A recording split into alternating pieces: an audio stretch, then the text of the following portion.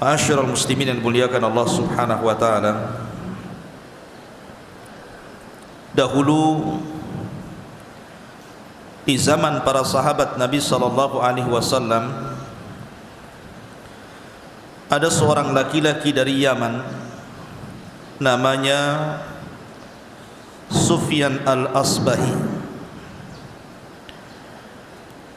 Beliau sangat ingin berjumpa dengan Nabi sallallahu alaihi wasallam. Berangkatlah beliau dari Yaman menuju Madinah. Tetapi Allah Subhanahu wa taala takdirkan Nabi sallallahu alaihi wasallam meninggal dunia, sehingga dia tidak berjumpa dengan Nabi sallallahu alaihi wasallam. Ketika sampai di Masjid Nabawi, dia melihat ada manusia yang banyak sedang mendengarkan kajian dari seorang sahabat Nabi sallallahu alaihi wasallam, Abu Hurairah radhiyallahu anhu. Maka dia penasaran kenapa halaqahnya sangat ramai. Kemudian dia mendatangi Abu Hurairah radhiyallahu anhu. Selesai pengajian, kemudian dia meminta kepada Abu Hurairah radhiyallahu anhu untuk dibacakan hadis yang didengarnya dari Nabi sallallahu alaihi wasallam. Maka Sufyan al-Asbahi ini kemudian diajak oleh Abu Hurairah radhiyallahu an menuju rumahnya. Sesampainya di rumahnya, maka Abu Hurairah radhiyallahu an membacakan hadis. Setiap dia baca hadis ini dia pingsan.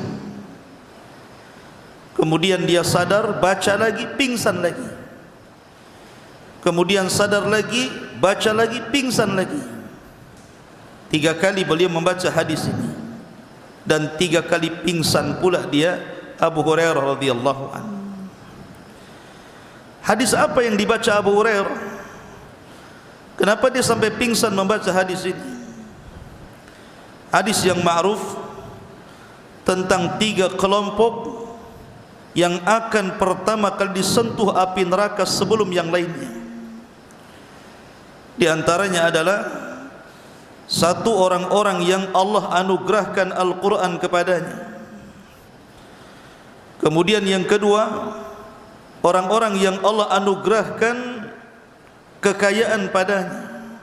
Dan yang ketiga, orang-orang yang Allah anugerahkan keberanian dalam jihad. Tapi 3 kelompok ini mengamalkan ibadah bukan karena Allah, tapi karena riya. Yang satu ingin dikatakan qari, yang satu ingin dikatakan dermawan, dan yang satu ingin dikatakan pahlawan. Maka 3-tiganya adalah orang yang pertama kali disentuh api neraka. Akhirnya kemudian Sufyan al-Asbahi ini pun setelah mendengar hadis itu, berangkatlah dia dari Madinah menuju Syam, berjumpa dengan Muawiyah bin Abi Sufyan. Kemudian dia cerita juga bahwa aku mendengar Abu Hurairah radhiyallahu an mendengar dari Nabi sallallahu alaihi wasallam, kemudian dia bacakan hadis ini. Maka Muawiyah bin Abi Sufyan ketika mendengar hadis ini, dia mengatakan, kalau seandainya 3 kelompok ini adalah orang yang pertama kali disentuh api neraka, lalu bagaimana dengan kami? Maka Muawiyah kemudian menangis, akhirnya pingsan juga. Setelah kemudian dia sadar, orang-orang mengatakan, kenapa kau buat menderita Amirul Mukminin?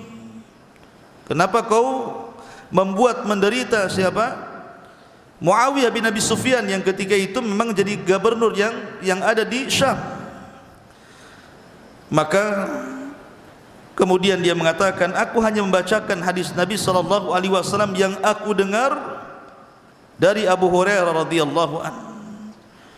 Maka kemudian Muawiyah bin Abi Sufyan pun mengatakan, sadaqallahu wa rasuluh, sungguh benar apa yang difirmankan Allah dan disabdakan Rasulullah. Kemudian dia bacakan ayat di sini, surah Hud ayat 15 sampai 16.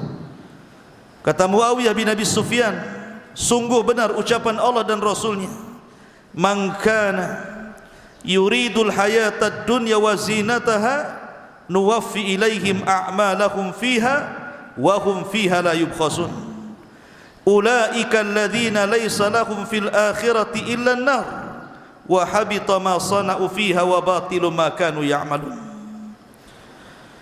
Barang siapa yang menghendaki kehidupan dunia dan perhiasannya, maka kami akan berikan kepada mereka sesuai dengan amalan mereka di dalamnya, dan mereka tidak akan dirugikan sama sekali. Tapi mereka adalah orang-orang yang tidak akan mendapatkan di akhirat kecuali neraka. Hancurlah apa yang mereka lakukan selama itu, dan batilah apapun yang mereka kerjakan selama di dunia. Ma'asyiral muslimin yang dimuliakan Allah Azza wa Jalla, begitulah para sahabat Nabi dalam mengagungkan Al-Quran, dalam mengagungkan sunnah Nabi SAW. Luar biasa. Di sisi lain dijelaskan oleh Zaid ibn Aslam radhiyallahu anhu, ketika Nabi SAW pulang dari perang Tabuk dan mendapatkan kemenangan yang luar biasa.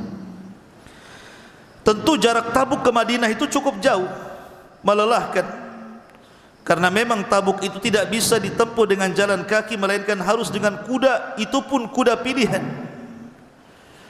Akhirnya kemudian sebagian orang pun kecapean.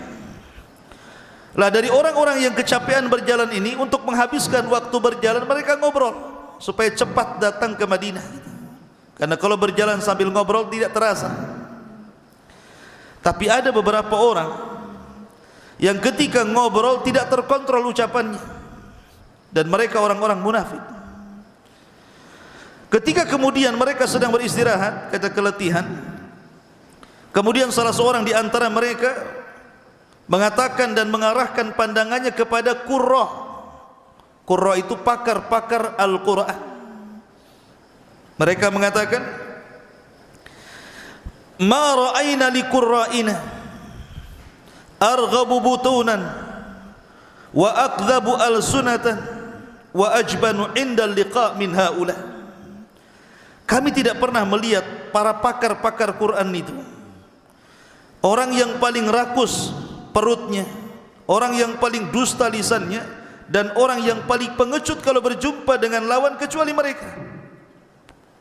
Bayangkan, orang ini tidak mengolok-olok Al-Quran, tidak mengolok hadis-hadis Nabi SAW, tidak juga mengolok-olok ayat-ayat Al-Quran, hanya mengolok-olok orang-orang yang cinta dengan Quran. Tetapi mengolok-olok orang cinta dengan Quran sama juga dengan mengolok-olok Al-Quran. Makanya Zaid ibn Aslam yang mendengar ucapan ini lari menuju Rasulullah, ingin memberitahu akan ucapan mereka. Tetapi sebelum Zaid bin Aslam ini sampai, rupanya Jibril sudah sampai duluan.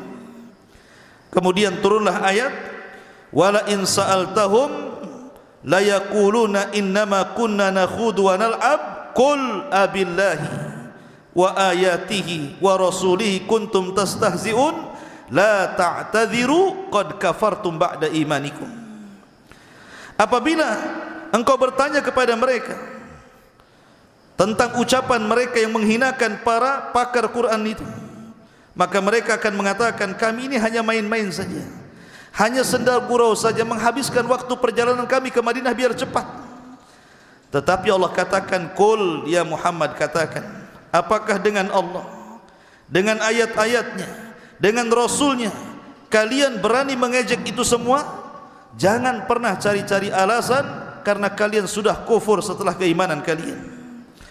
Maka Zaid bin Aslam menceritakan, ketika turun ayat ini, orang-orang yang menghina pakar-pakar Quran lari mendekati Rasulullah sambil menari tali kekang unta Nabi SAW dan mengatakan, innama kunna nakhudu wa nal'ab Rasul, kami tidak bermaksud apa-apa, kami ini hanya bersenda gurau.